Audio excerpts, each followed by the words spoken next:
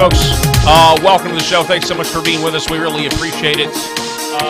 Happy Monday to everybody out there watching. As always, we can't do the program without you watching, and so you're a vital part of this entire operation. You found the Millstone Report. My name is Paul Harrell. We have a great show for you. I don't know what you were doing on your Lord's Day, but I know I know that after church, I decided to hop on Twitter. I tried to stay off. I certainly don't do a lot of tweeting, hardly ever actually post anything on Sunday. But I glanced at Twitter and, noticed that the world was on fire and that we were one step closer to World War III because NATO and Ukraine and Russia, it was just absolutely incredible what happened over the weekend. And so we're going to cover a little bit of that for you now. But I think basically what we can say about it is that the peace talks that are supposed to, or I guess they have commenced in Istanbul, Turkey, are pretty much meaningless at this point. I feel like they have been sabotaged, and I don't expect a lot of resolution out of this at all. I don't know. Maybe you think it'll be different. Maybe there'll be some breakthrough, but we talked about that Martin Armstrong article a couple of weeks ago, and the Martin Armstrong article said that essentially Europe is contracting, their economies are contracting, and they very much need a war with Russia in order to keep their corrupt financial system afloat. And so peace, certainly not good for Zelensky. Zelensky will lose power if there's an actual peace, and they have to once again call elections in Ukraine. And then no war, according to some reports and takes, not good for Europe. Not good for Europe at all, especially if the money laundering operation stops. We've seen how people have reacted to that when we think about USAID and all of that money drying up. But over at the Last Refuge, I think they have a good take for what happened here. Ukraine carries out widespread suicide mission attacks in Russia. I'm sure you've heard about this by now. The basic outline that took place according to Sundance is a little clearer now. It was called Operation Spiderweb. Ukraine counterintelligence operatives staged a series of semi-trucks near 5 strategic air bases deep inside Russia.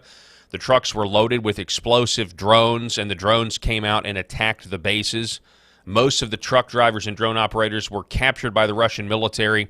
It was a suicide mission. Now, that's what the Russian media is reporting, that they have captured a lot of these people that were driving the trucks in. Now, factually, because there's a lot of different numbers out there, how many of Russia's airplanes that are responsible, to be there on the tarmac as a nuclear deterrent, they have to be observable as part of nuclear arms treaties. How many of the planes actually did they lose? That number seems to be kind of fluid right now.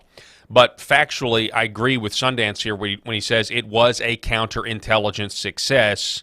Or a failure. If you're Russians, it was a complete failure. Actually, a pretty scandalous thing if you think about it. A well-coordinated, significant operation. Zelensky's out there bragging about it. Zelensky's out there saying, that this took a year and a half, 18 months to plan.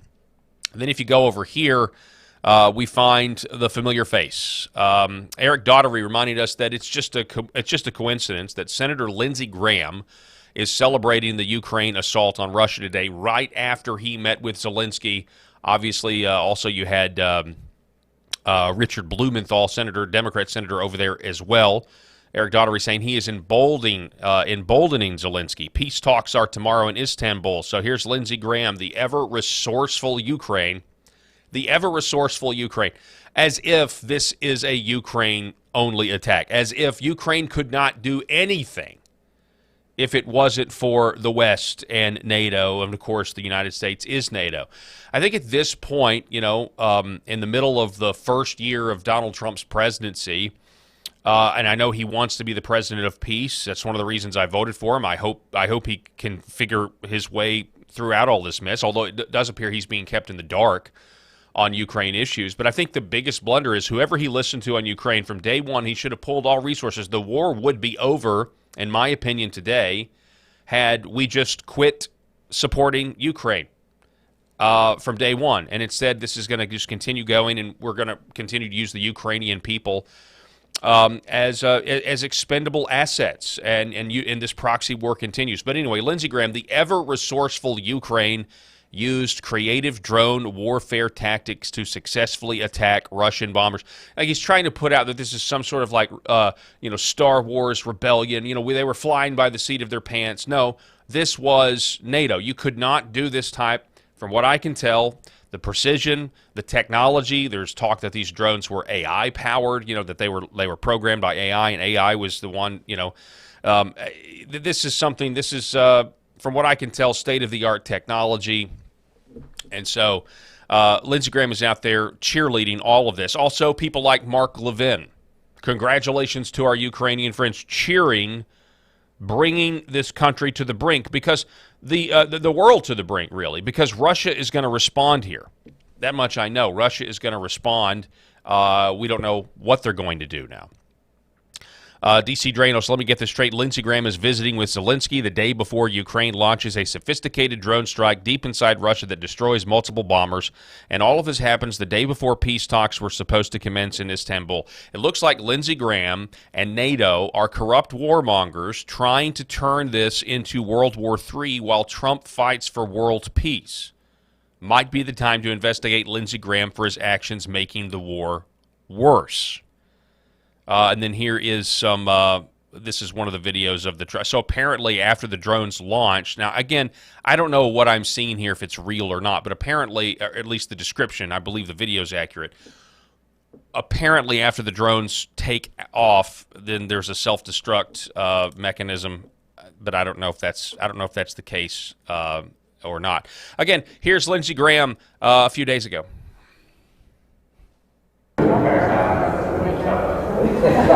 We saw credible evidence of a summer, early fall invasion, a new offensive by Putin. He's playing the game at the peace table. He's preparing for more war. And I think the Senate is fed up with Putin. The American people see Putin as unreasonable. They see Ukraine is trying. President Trump has made that distinction real. So the Senate and the House of Representatives in the next 2 weeks will be moving forward with a sanction bill that's bone-crushing.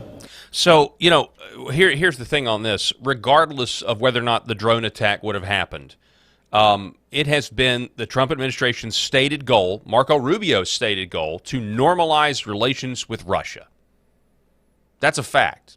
So whether or not he was over there egging the drone strike on, which I probably think he was, the bottom line is he's still going against the idea that we would normalize relations with Russia, and Trump wants to trade with him, and so on and so forth.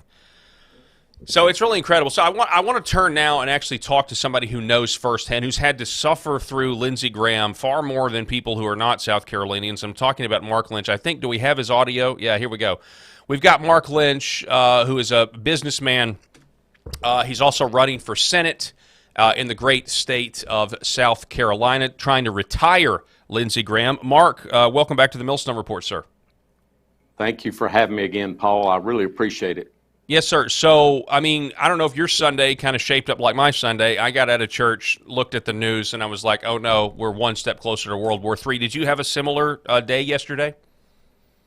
I wasn't looking that much yesterday. We had other things going on, but last week with Lindsey Graham down there with Zelensky and all the news coming out about that, we put out a little bit of an article and a video that I didn't know Lindsey was now, our Secretary of State, because like you're referring to, Trump's headed in one direction, working towards peace talks, and he didn't show up to the meeting with Putin and Lindsey the week before, and then Lindsey goes down there the next week again, and Trump's not there, and it's like they're divided and they're headed, we've got two people going in different directions speaking for our country. So I just don't appreciate that. It doesn't seem like Lindsey is working with Trump at all like he says he is, and he's just kind of defiant and doing his own thing. Yeah, I mean, it's incredible, and it's this movement. It doesn't matter. It seems like it doesn't matter what Donald Trump says. It doesn't matter how close we may get to peace, although I'm not really sure we've ever been that close, because the United States has continued to support, via NATO or directly sending aid.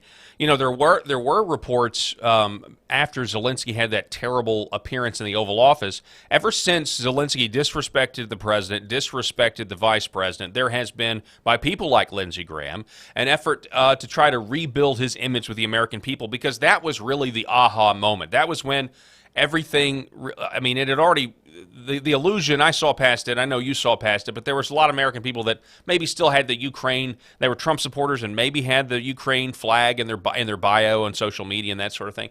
But that was just such an ungrateful display of the arrogance, the entitlement that Zelensky held. But then you had people like Lindsey Graham, and you can just tell that, they've already chosen a side. They don't really care. They don't really care how disrespectful somebody like Zelensky would be. This is about money. Ukraine is a money laundering depot for the Uniparty. It's not just for American politicians. I actually have a theory that it keeps the European despots in control. I think a lot of that money is probably also going to rig elections, because I think the people of Europe don't really they're not really truly being represented. I think you can see that here or there. And then we look at Europe's free speech policy. They're putting people in jail for over social media posts. They really don't share the values that Americans do. So, I said you had to tolerate Lindsey Graham because you actually live in South Carolina. He is your senator. He is your representative. But this has got to stop, because this is not just politics, Mark. We're talking about the Ukrainians, with the help of NATO, they went after Russia's nuclear deterrent, their nuclear readiness, and so there's going to be a massive response here, and I think that might have been the goal. They want to provoke Russia. They want to drag the United States into this war. Lindsey Graham wants to drag the United States into this war, doesn't he? Not only that, I think he wants to keep it going because, like you said, there's money involved. Everybody knows one of Lindsey's nicknames is a warmonger. And he's been doing this the whole time. All the information's been coming out with Kash Patel and other groups that are, through Doge with Elon, that are bringing up all the money that's corrupt. And Lindsey's got his hands all over it. And a good friend of mine brought up something, with the things that are happening now, and with Trump taking over and getting back his executive powers that he never really lost, but we've had the judicial branch, stepping out of bounds over into the executive branch, trying to control the president. And so I'm glad Trump is stopping all that. But America, and Trump's in touch with what America wants. We don't want World War III.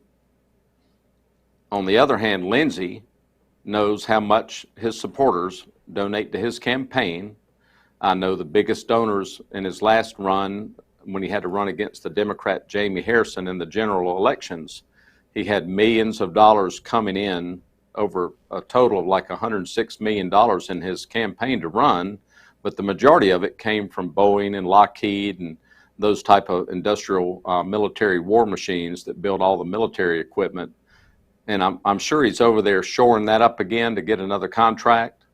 And also we're wondering, a lot of good people that understand all of this have said maybe it's a time to clean up and make sure things are shredded, burned, and destroyed before more Doge investigation starts on him and his cooperation with Zelensky.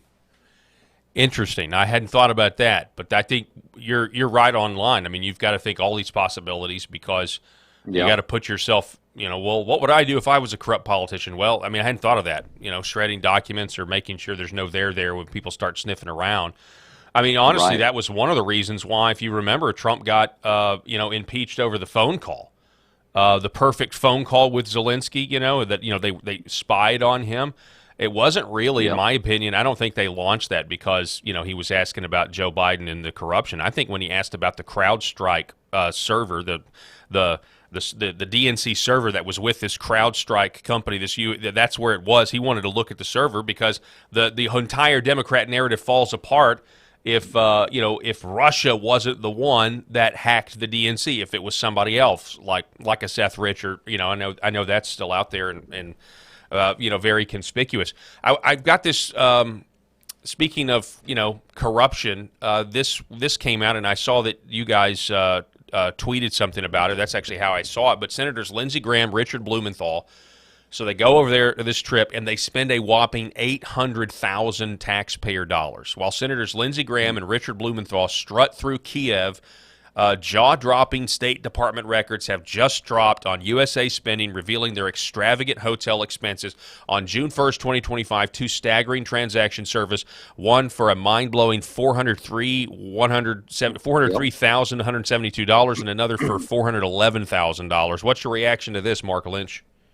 Yeah, it's just crazy. I mean, if that isn't shocking enough, I mean, we're talking millions and up to billions on some of the instances, but I've never stayed at a hotel like that. I mean, I can go to a La Quinta for $129, not $402,000.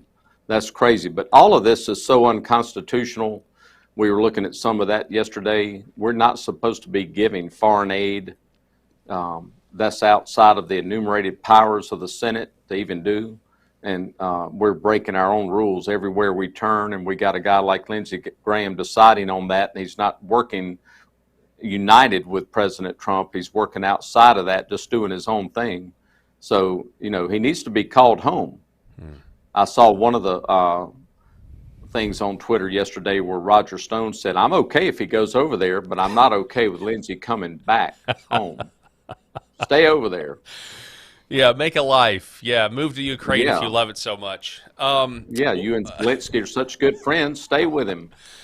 Yeah. So here's another question. So one of the things in the wake of the reporting yesterday, initially Axios reported that the White House and Trump knew about the attack.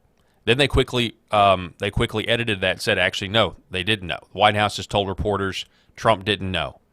Now, this is very disturbing to me. Last week, we covered on the program that when there was a report that a bunch of drones almost took out Putin. And then Putin launches the retaliatory strikes, and Donald Trump didn't know. He was out in front of the media, and he said, he was asked the question, well, have you heard? A Russian general said that Putin was almost assassinated, and he said, I hadn't heard that. So that was disturbing. So there are these questions. I'm not the only one asking, but there are these questions, Mark Lynch, about, is the president being kept in the dark by the intel oligarchs? Obviously, there's a lot of a lot of people have very positive feelings about Tulsi Gabbard, but is she, the director of national intelligence, is she in control of these briefings? Is somebody keeping this from the president? And then you actually also have to think, who actually helped Ukraine do this? Were there intelligence agencies? Were there rogue U.S. intelligence agencies, or were there intelligence agencies in Europe that were responsible for this? Did anybody in our intelligence agencies know about this and not tell the president about it? All of these questions have got to be asked, but I think the deep state is alive and well. What do you think? Absolutely. Oligarchs, the word.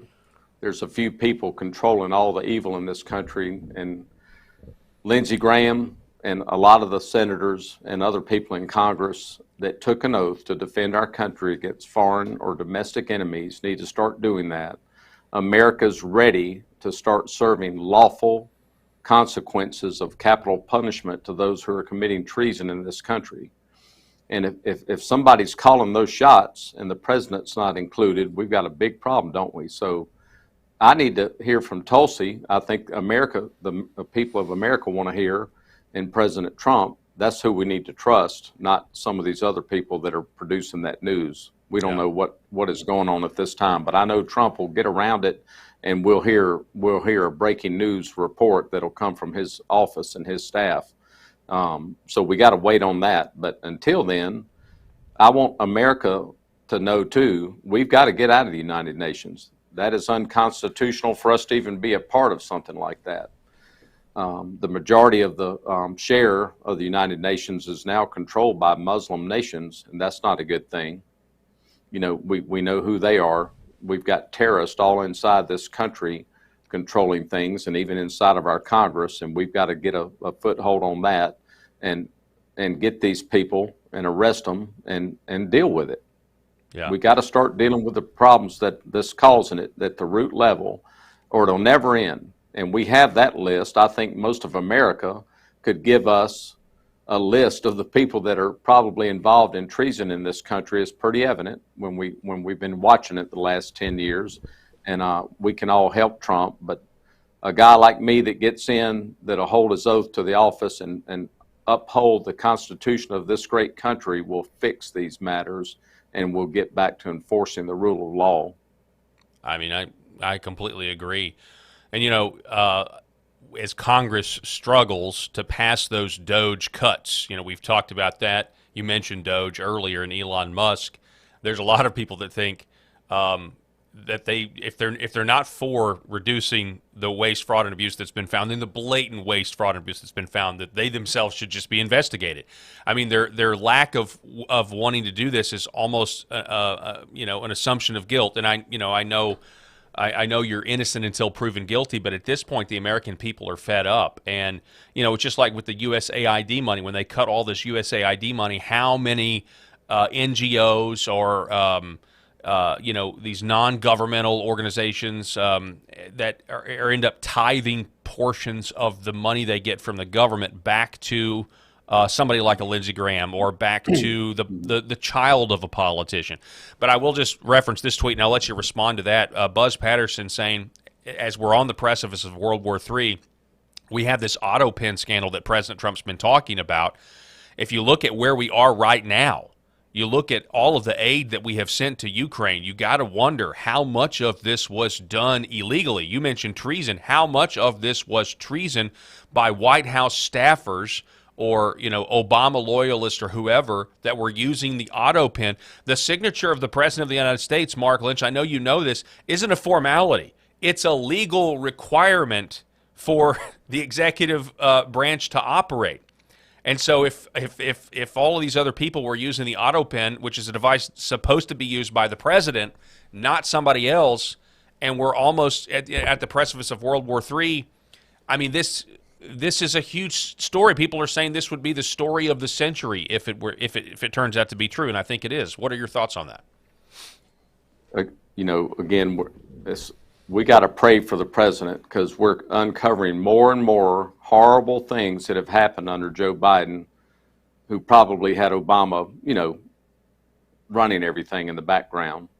And so that's part of this deep state problem that are the enemies of this country.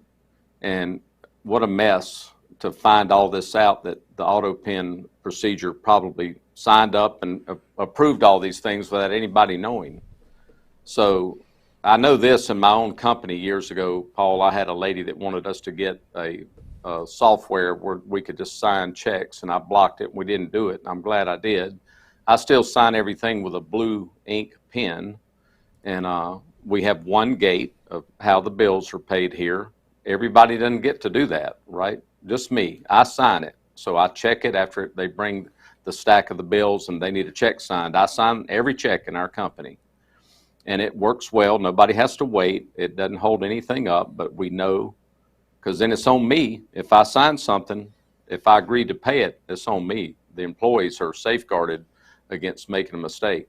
But this one lady was going to push this software she wanted us to get. Well, later our CPA caught through the HR department where she had kind of decided to donate a $5,000 federal tax payment to her tax IRS bill she was past due on from a previous tax return, but we caught it. So, I mean, that's why we have procedures like that. And I know Trump is all about that. He's a businessman, and he's walked into just all kind of issues. They've changed and made it easy to just keep destroying this country. And we're sending billions of dollars to all these countries, and it looks like it was approved when it wasn't. Wow. That's got to be done with, and I know Trump gets that. The auto pen thing is over. No more of that. Well, Mark Lynch, I really appreciate you coming on. But while I have you here, Sure. Just kind of winding things down, you got any big plans for Pride Month?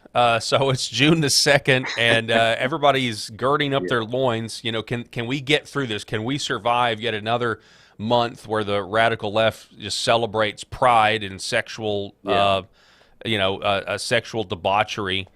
Interestingly enough, I was reading in the book of Ezekiel, I think, and I've got it pulled up I was going to cover this later in the program, and it references Sodom and Gomorrah and why they were destroyed. And they weren't just destroyed for their sexual immorality. They were also destroyed for being haughty and prideful. They were so flagrant and prideful. They weren't even trying to hide their sin. They were so prideful about it. So it's not a coincidence. There's spiritual significance, the fact that the LGBT enclave talks about having pride in their sexual proclivities. Absolutely.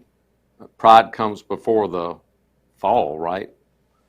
And we're seeing that in Lindsey Graham's campaign, where his stuff is just flushing. I don't think he can stop himself from spiraling down to hit bottom. But I mean, it's just again another indicator of where our country's been. While we've all kind of allowed it, you know, one of the pastors one time was saying, "I'm so tired of hearing God's in charge, God's in charge, God's in charge." He said, "We all know God is in charge, but in Genesis and then in the verses of Matthew 18:18, God says, 'I will loose what you loose and I will bind what you bind.' It is up to we the people to take this country back.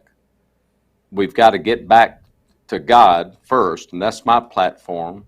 God is the most important foundational cornerstone of everything through his son Jesus. That's how this country was founded, and our Constitution works with a moral society that believes in God and follows the one true God, our Creator. And without him, we get off into all these things and the woke agenda, LGBTQ plus, DEI, Pride Month. That's, you know, crazy. We had rainbow flags all over the world at our national embassies in every foreign country. We had red, white, yellow, blue, pink flood lamps at the Capitol that Obama put up.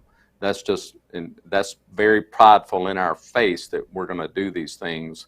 I would pray and implore all Americans to stand up against it, speak out in love, but with a firm no. We're not going to accept that in our schools, outside, you know, anywhere in any business we work for. We can quit those kind of companies and go work for companies that support liberty, life, and the pursuit of happiness, right? We need to support American principles, America first. And that doesn't go along with what this country was founded on. It's just disgusting, sickening, and just a complete slap in God's face for our country to put up with anything called Pride Month. So I don't want to give it any attention, and it's just a laughing thing, but it's sad, you know. Yeah. Maybe I could have been deceived and thought being gay was the way to go, but thank God I'm not. Yeah, well, there's a kind of a counter revolution. We've got a lot of people that are declaring this month Biblical Marriage Month instead, and they're just posting their wedding photos online. There you go. I love that. There's Amen. a lot. The people are definitely trying to take back the month. Mark Lynch, appreciate you. Want to have you back on the program soon. Want to remind everybody that if you want to support your campaign to try to retire Lindsey Graham, you go to lynchforsenate.com. You can also follow you on X, Mark Lynch SC. Mark, we appreciate it, sir. God bless you, and we'll do it again soon. God bless you. Thank you, Paul, for what you're doing. Yes, sir. Thank you.